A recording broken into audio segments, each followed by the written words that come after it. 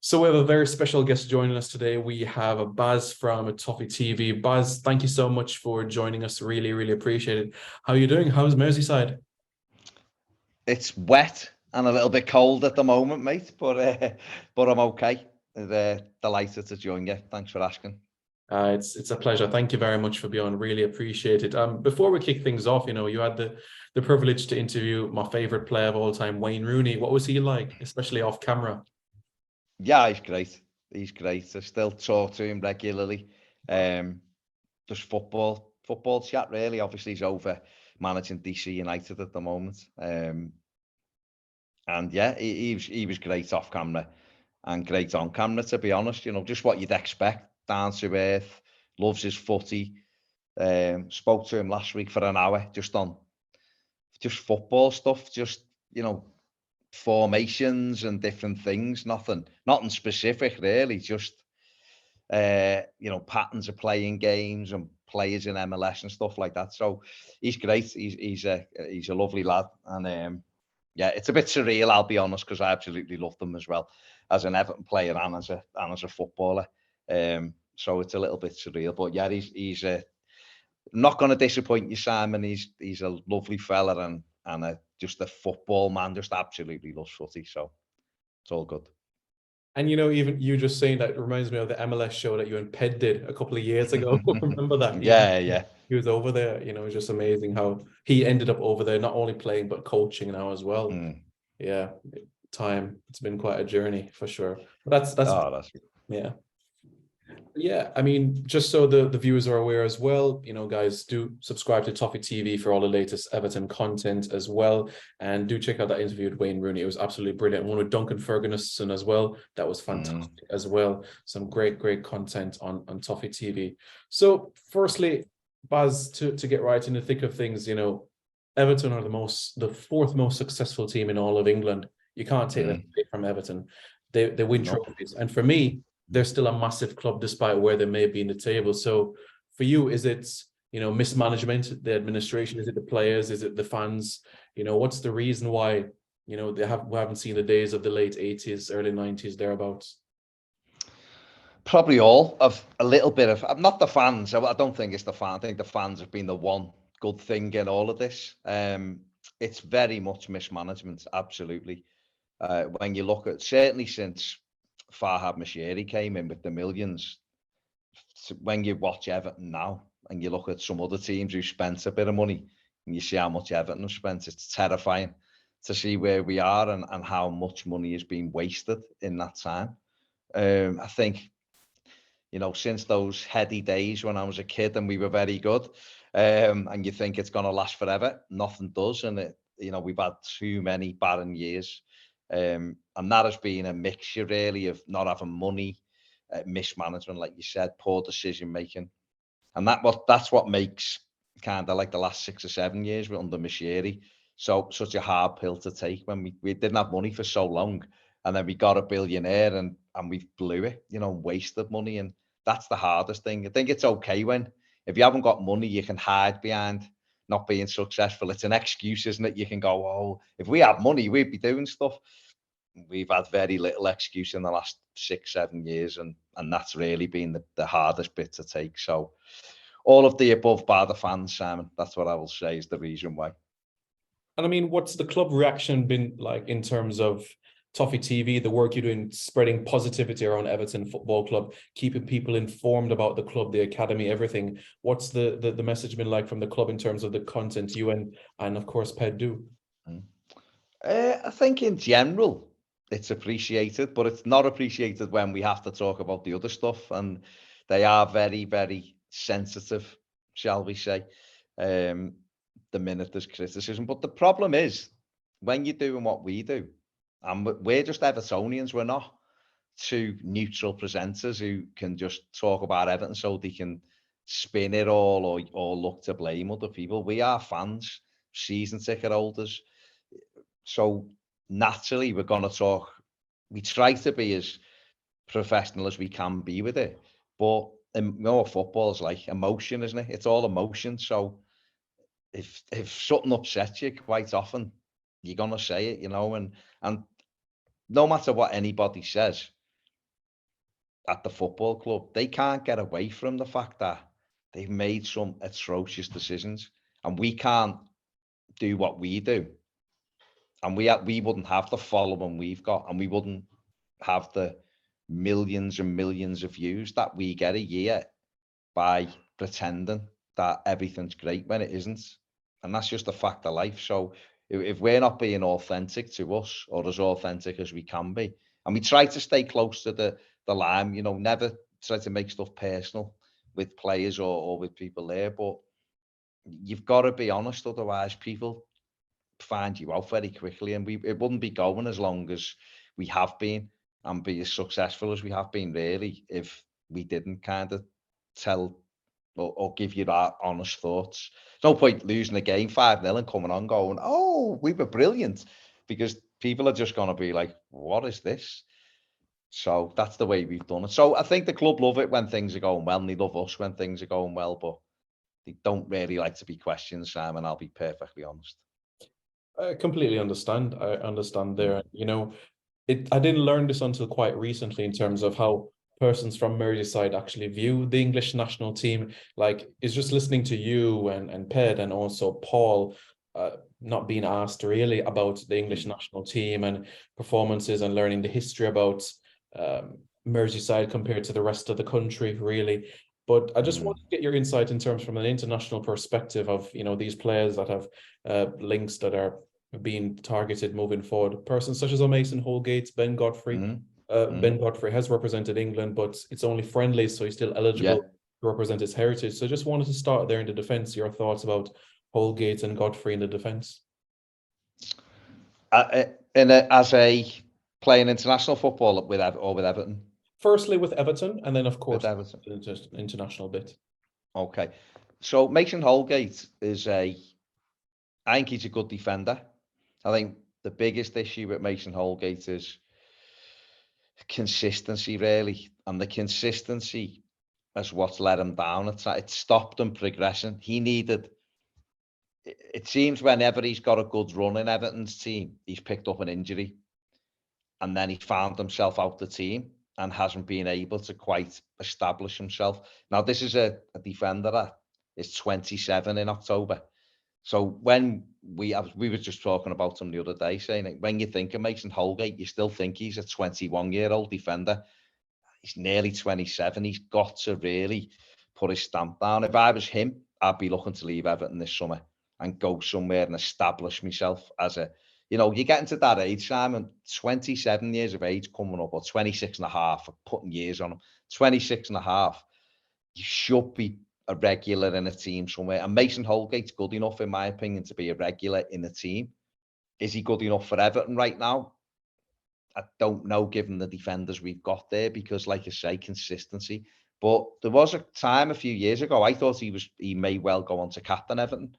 When Carlo Ancelotti was here, he was playing brilliantly, and then picks up an injury, is out for 3 months. And I'll be honest, since then, he's never really got back in for a sustained period of time. And maybe just then that might have been the moment for him to move on and pick up his career. Because I think we've just been talking, you were mentioning things like the MLS show. And for any of you viewers who are looking for like a different view, we've also got a Toffee TV football, which we started up again now, and I'm doing a little bit of MLS on that. So if that's just nothing to do with Everton, that's just Premier League, European, and that's all. You can check that out. But like you were saying, the MLS show, that's like, since we've done it regularly, me and Ped, you're talking 8 years, 7 years ago, something like that. So that's how quick time flies. And as a footballer, you keep getting in and then getting injured, and then you're missing chunks of your career.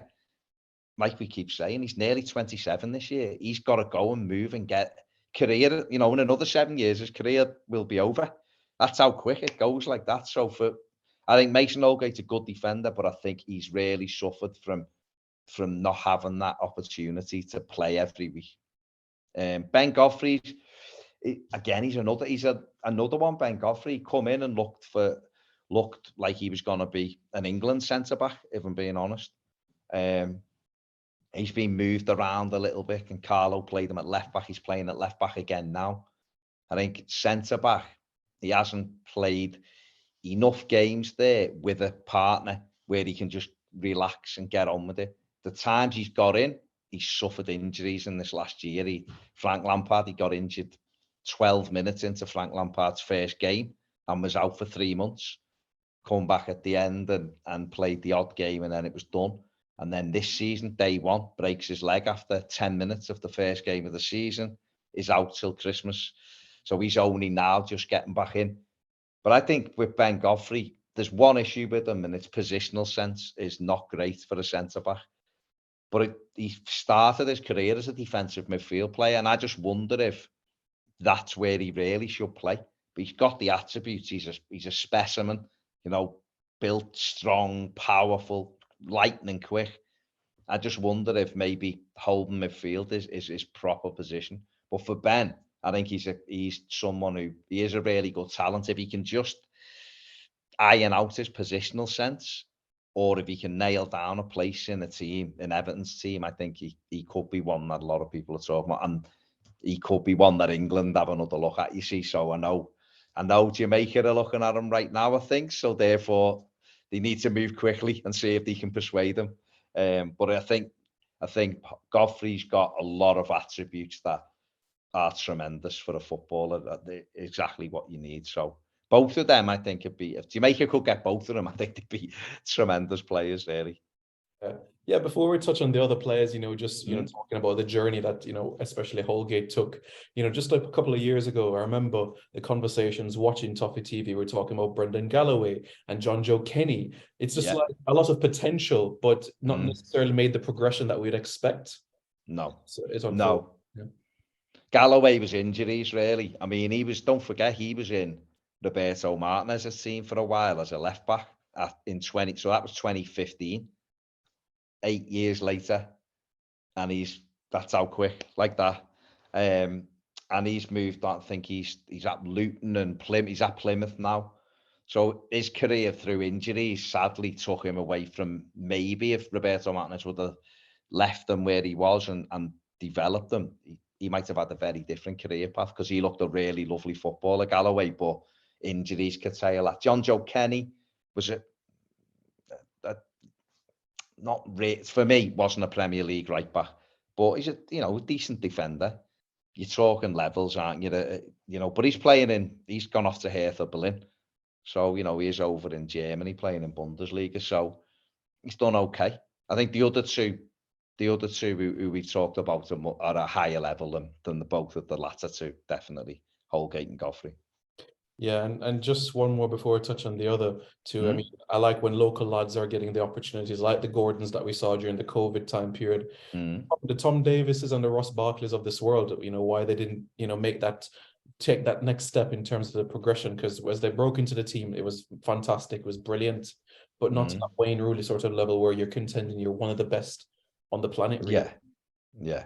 No, well, Wayne Rooney was almost a freak. We knew about him at age 15. Everton wanted to actually play him in their first team, age 15, which is incredible when you think of it at that time as well.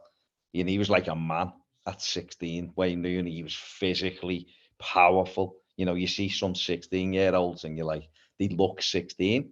Wayne Rooney was like a man, hairy chest, big, knocking people over.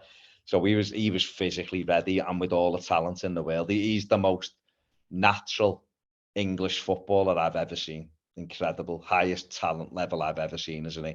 And I include Paul Gascoigne in that, who was brilliant. Gascoigne was fantastic, but Rooney was better.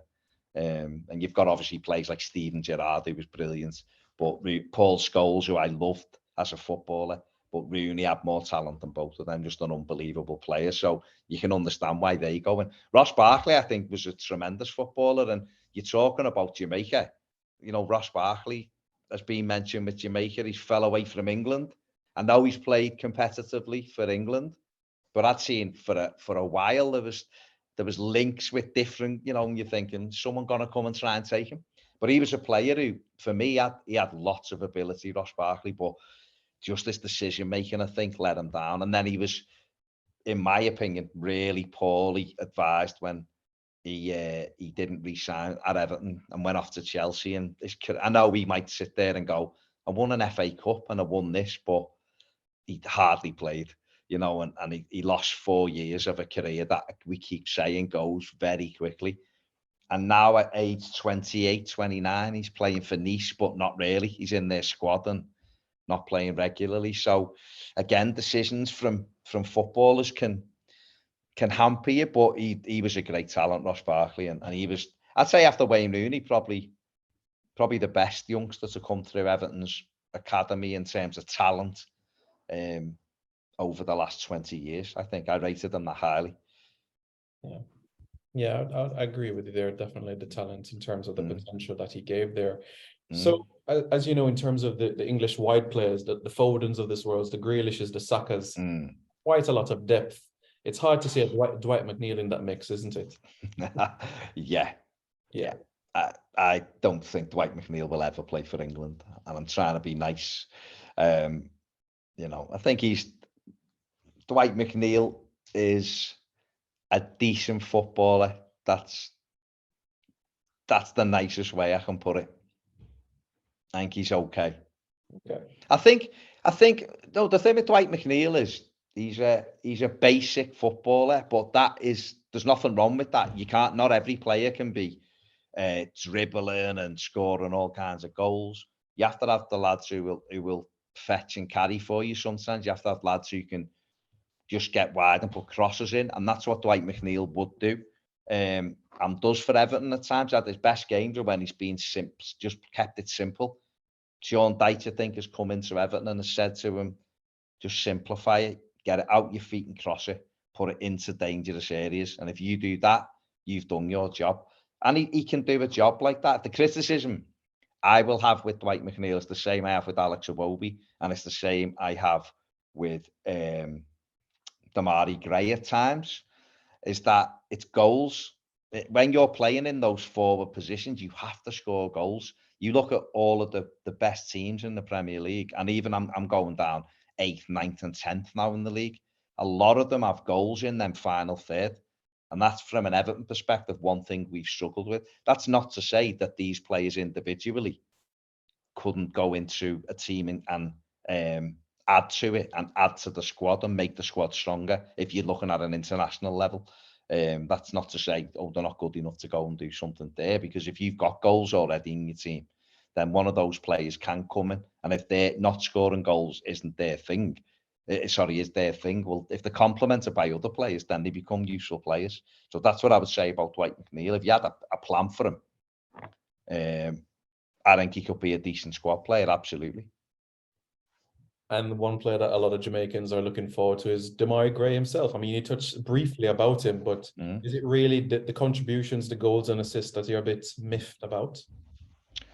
I like Demarai Gray. I've got no thingy in saying that. I think the money Everton got him for, £1.5 million, is you'd struggle to get a player of his ability for 1.5. Well, you wouldn't get it. That's the reality. Everton got him because he's not consistent. He's not consistent, which is why we only had to pay £1.5 million for him. If he'd have been consistent, A, he'd have probably still been at Leicester, and B, you're talking 20 million at least for him. Because when he's on it, he's a really exciting player. He's quick. He can beat a man. The goal you saw at Manchester City on New Year's Eve when he turns and smashes it into the roof of the net. We've seen him get the winner against Arsenal last season, 25 yards. He's got that natural ability. And again, like I've just been saying there, if you're talking about Jamaica getting Demarai Gray, I know there's been a lot of talk about that for 9-10 months now, and putting him into a Jamaica side that's got some exciting talent in anyway, that totally changes it. Leon Bailey, Jamaican, isn't he? Who I absolutely love. And if you're thinking, if you had Leon Bailey and Demarai Gray in there and others who can get on the end of things, Gray would be a tremendous option. Gray suffers a little bit at Everton because we are desperate for goals. So if we had Dominic Calvert-Lewin fully fit, scoring goals, and just say we had another winger on the left-hand side, Dwight McNeil, we had a winger on the left-hand side who could put the ball in the net, like the likes of Richarlison last season, if he was still there, then having Demarai Gray on the right or the left and you switched, it would be fine, because he will get 5 or 6 goals a season. That's fine. That's fine. The problem is when you're desperate for someone to score goals, all the pressure goes on that player. And if it isn't their natural thing, everything's heightened. So people are more critical. But Demarai Gray's one of Everton's best players, make no mistake about it, ability-wise. It's just the consistency. But I think international football would suit him down to the ground, to be honest with you. Exciting, truly exciting. Yes, you're right in terms of the pressure that is on him. And Dominic Calvert-Lewin that we saw perhaps 2 seasons ago, definitely something that would flourish there. For me, one of the biggest surprises, in terms from Everton this season is the playing opportunities to Ellis Sims. I didn't expect him to get the minutes that he was getting. No. Same? No, not at all. But again, Simon, just like what we're saying, it's the desperation. It's because of Dominic Calvert-Lewin's injuries. Neil Maupay has come in, and Ellis Sims has scored as many goals as Neil Maupay in the Premier League, and he's hardly played. So that's the thing. James Tarkowski's got as many as Ellis Sims. He's a centre. As many as Neil Maupay. So that's why Ellis Sims has gained time as being up. They obviously did well on loan last season. He's done well in the first part of this season at Sunderland. And Everton have said, well, he's here, let's use him then. And he's a big unit of a player, 6'3". His hair, his afro almost makes him look 6'6". It's great. I love it. We just need him to get up to speed. He missed a really good opportunity at the weekend against Manchester United, but he will do that. He's a young striker, and he knows where the net is. It's all the other things that Everton have to polish up with him, the work, the running off the ball. But I'll tell you what, if you give him 2 chances in a game, I think he'd score one of them. And that's something you can teach people, and you can teach centre forwards different types of play, but you cannot teach them how to be in the right place at the right time. That's something you're born with. And Ellis Sims has certainly got that. He's had that as a kid, right the way through the ranks at Everton. He went on loan at Blackpool for half a season, scored 10 goals. He went on loan at Hearts, got 7 or 8, I think 1 and 2 in the Scottish Premiership. He then went to Sunderland and had 1 and 2. So he stepped into league football and the Premier League this season, he's had 2 starts and he's got 1 goal. So, if you're looking at the lad knows where to be at the right time, and hopefully he's going to be big and get a few more goals. Not tall because he's massive, but, big for Everton over the next few games, and hopefully get a couple of opportunities and put the ball in the net. But if Jamaica were looking at Ellis Sims and he qualified and all that, then I'd tell you, if I was him, I'd look and think, am I going to get in England's team? Don't know, because there's a lot of attacking talent. But I tell you, if he's got roots with Jamaica, then why not go and have your international career there? And I think he could do, especially with the service. We're talking about Leon Bailey, we're talking about Demarai Gray, we're talking about other players who are going to get him opportunities. Then who knows, Yeah, you realize, Baz, we've talked about 5 players so far, and imagine if all of them gets their passports, just bring all of them to Jamaica Street in Liverpool, just take a photo with all of them. There you go, exactly, mate. And there you go, straight off. There's their little passport, yeah. But I think for them, for players like you, when you talked Dwight McNeil before, and I'm saying he's a decent footballer, he is. When you're part of an international squad, like if you're Dwight McNeil, you have to be realistic. You have to look and go, right, England are really strong in them wide areas. You mentioned before, Phil Foden, there's Jack Grealish, Marcus Rashford plays off the wing for England. There's others coming through. There's players ahead of them. They're talking about Mason Mount coming wide, Trent Alexander-Arnold on the other side playing wide at times, playing higher. Raheem Sterling still involved. There's a lot of competition for you to get over, to get into, even just to be in the conversation for England. If I'm Dwight McNeil and Jamaica, and I qualify and Jamaica are interested, I'm thinking I've got a chance of playing World Cup games for Jamaica. Get in and make that squad better. Go and battle, be part of international football. Jamaican fans are unbelievable. Have that behind them. Have that support. Then I tell you what, Jamaica could have a hell of a squad if they get some of these players who they're talking about. Already getting better and better. What I saw of them, I've seen quite a few of their games. They're getting stronger all the time. And if you start adding a few of these players as well, then you don't know who else you convince then, do you? Other players who are going, oh, they've gone there. Yeah, my heritage, I'm going to play there. And that makes that squad stronger and stronger. So be part of the Reggae Boyz. Yep. Why not? Why not? Well said. Yep, you hit the nail right on the head. You never know. You never know what lies ahead. I mean, we did have the privilege of having a Jamaican play at Everton a couple of years ago. Remember Jermaine Beckford? The impact he had one season, but yeah, he was there. Done well. 10 goals. Yeah.